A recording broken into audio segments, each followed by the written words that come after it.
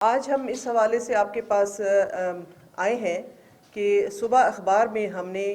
دیکھا کہ ہمارے وزیر اعلیٰ صاحب کا ایک بیان تھا، اور بیان سن کے اور پڑھ کے بہت حیرت ہوئی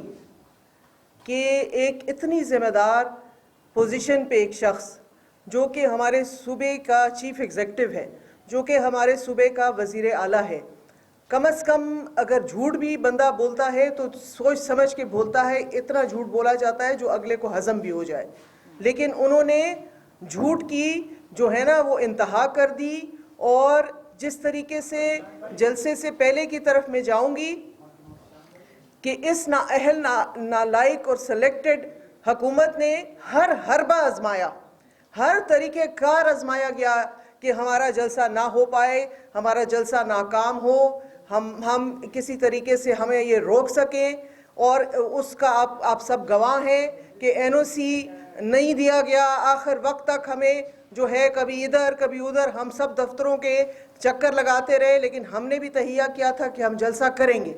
اور آپ سب نے دیکھا کہ جلسے سے 2-3 دن پہلے جو ہے وہ شہر میں ایک جشن کا سما تھا،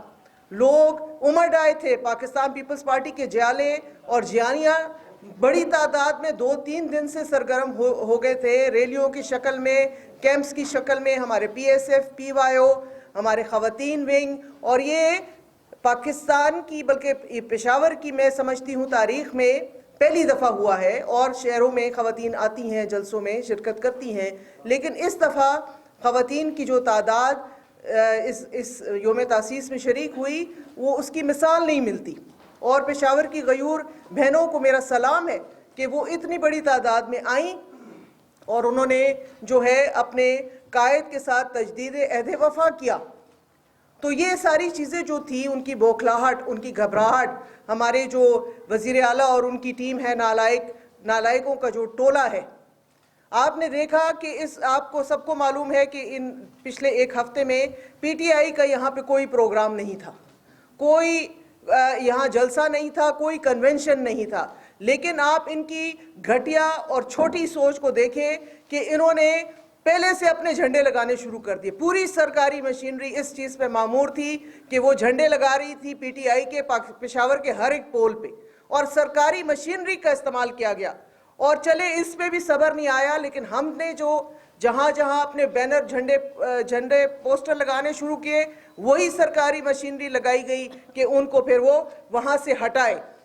یہ سب طریقہ کار انہوں نے کیے، ہر طریقہ انہوں نے آزمایا، لیکن یہ پاکستان پیپلز پارٹی کا طوفان اور جو تھا وہ یہ نہیں روک سکے۔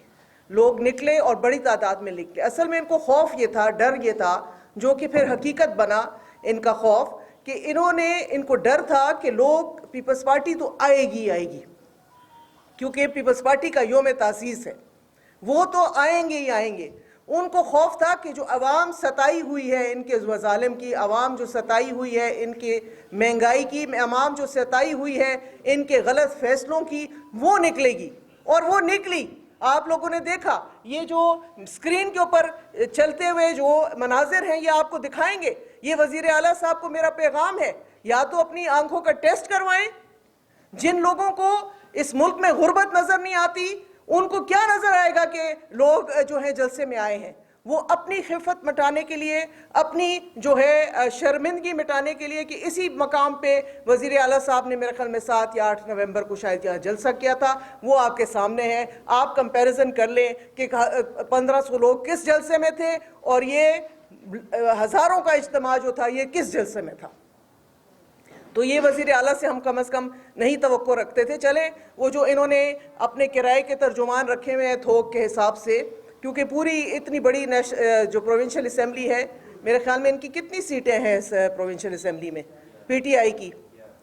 نہیں، پی ٹی آئی کی کتنی صوبائی اسمبلی میں؟ 95 ایم پی ایز میں کوئی ایک اس قابل نہیں ہے کہ اس حکومت کی ترجمانی کر سکے، کیونکہ وہ شرمندگی سے منہ چھپاتے پھرتے ہیں، وہ لوکل لوگ ہیں، وہ مقامی لوگ ہیں، وہ لوگوں کا سامنا نہیں کر سکتے۔ تو یہ کبھی اسلام آباد سے، کبھی کراچی سے، کبھی لاہور سے کرائے کا ترجمان لاتے ہیں تاکہ جو ان کا جھوٹ سچ ہے وہ جو ہے وہ سامنے لوگوں کے رکھ سکیں۔ تو میری آپ سے یہ اپیل ہے، اور آپ لوگوں نے ہمارا ساتھ بھی دیا ہے، کہ یہ جو ہم مناظر چلا رہے ہیں آپ دیکھ سکتے ہیں کہ یہ وزیر اعلیٰ صاحب کتنا بڑا جھوٹ بول رہے تھے ایک ذمہ دار پوزیشن پہ ہونے کے باوجود۔ آپ نے دیکھا کہ جو پشاور کے لوگ ہیں وہ نکلے ہیں، صرف ظاہر شاہ صاحب کی قیادت میں 5-6 ہزار جو لوگ تھے وہ پشاور شہر کے صرف سٹی کی بات کر رہی ہوں، اس کے علاوہ ارباب عالمگیر صاحب کے ساتھ جلوس نکلا، اس کے علاوہ ملک سعید کے ساتھ جلوس نکلا، اس کے ساتھ علاوہ جو نوشیرہ سے لیاقت شباب صاحب کے ساتھ جلوس نکلا۔ یہ سب مقامی لوگ ہیں، یہ سب ہمارے صوبائی قیادت جو ہے وہ لے کر آئی ہے۔ ہاں یہ بات ضرور ہے